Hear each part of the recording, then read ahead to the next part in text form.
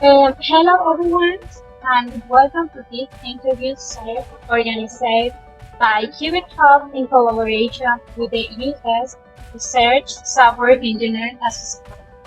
My name is Diana Jimenez, and today I'm very happy to welcome our guest, Mafeyisopin Ayeni. Mafeyisopin Ayeni is an information technology student with a growing interest in quantum computing, cybersecurity, and artificial intelligence. She is interested in how new technologies can help solve problems in areas such as security, optimization, and complex systems. She is thoroughly learning the mathematical and computational basics of quantum computing. She is also exploring how to use key ideas in practical projects.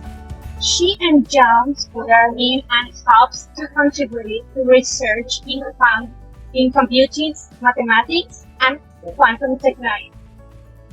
It is a pleasure to have you here. Let's begin. My first question is, what inspired you to choose a career in science or quantum technology? Thank you for that, Diana. I think for me, what really, started my journey is just being curious about how things work, especially when it comes to technology itself in general. But since I study IT, I was already, learning about systems, learning about security and just how computers, are able to solve problems. But I think for me, at some point, I started wondering how, these classical computers, how the kind of limits that they can do.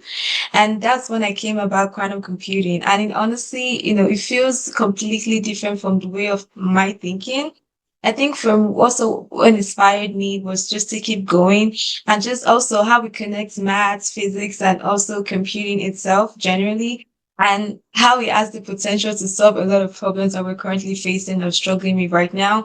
And so for me, it just wasn't about interest. It's me stepping from something I already had an understanding about into something that was bigger, what I already know, and just advancing from that.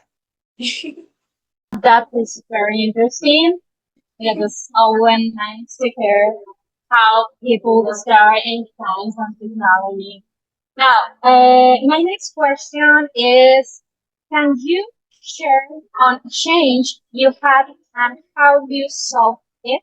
Yes. One challenge I have faced is just honestly understanding how quantum concepts are from like a beginner level. I remember when I started, a lot of materials that I came across was more suited for people from a physics background. And it felt really overwhelming for me because I was just from a regular IT background. I was more a cybersecurity background. But I did not want to stop there. I just wanted to keep learning. So I went to YouTube. I was learning even from baby videos of how physics works.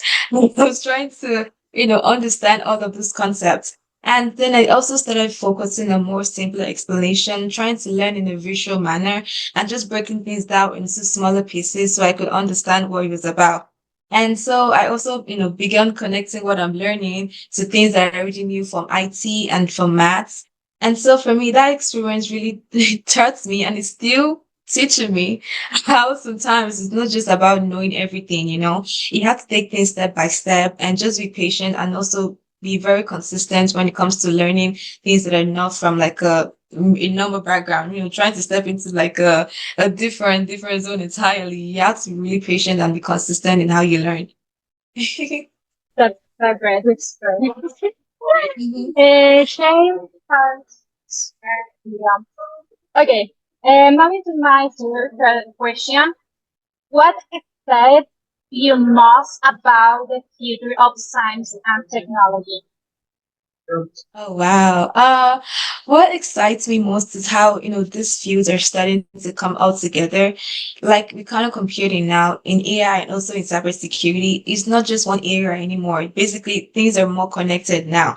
It feels really exciting that we're moving from a time where things are just, just being able to solve more complex problems, especially when it comes to areas like optimization and security. Right now, I think quantum computing, there's something called, I think, cryptography that has a little bit of cybersecurity inside. So it was really exciting for me to see how all of this are connected all together. And also the fact that we're still learning. I am also still learning the early stage of technology itself. And it just makes it even more interesting for me because there's just so much to learn and there's also a lot of areas I can contribute to. And it feels more like, we're building the future. We're just not using the future as it is. We're building on top of it. That sounds very exciting.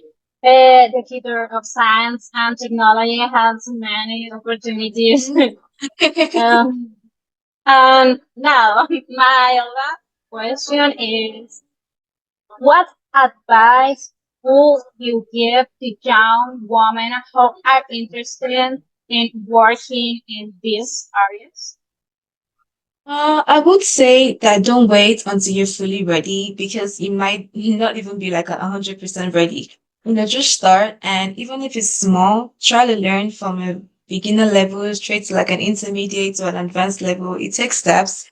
And also, it's just okay to not understand everything, at the beginning. It's all part of the process. Also, try to learn in a way that works for you. I have been able to learn in a way that works for me, and whether it's visually or it's practically or it's just, you having to do a lot of projects just to learn. And most importantly, believe that you belong in these spaces. Your perspective matters, and there's always room for you to grow and also make an impact. That is very inspiring the message and can help many young women.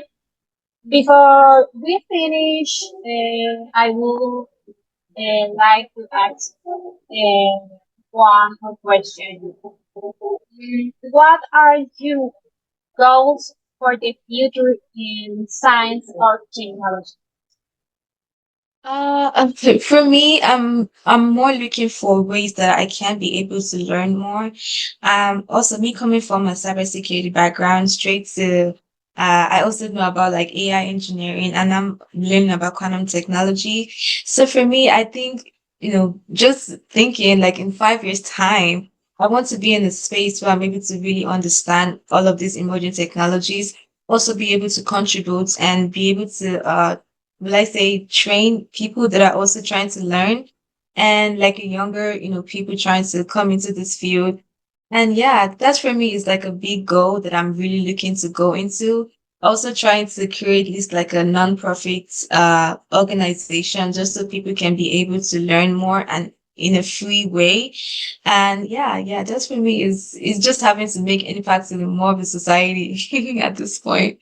About your future plan. Thank you very much for joining us today, and thank you for watching this interview series uh, highlighting women in science and quantum technologies. See you in the next interview. Thank you.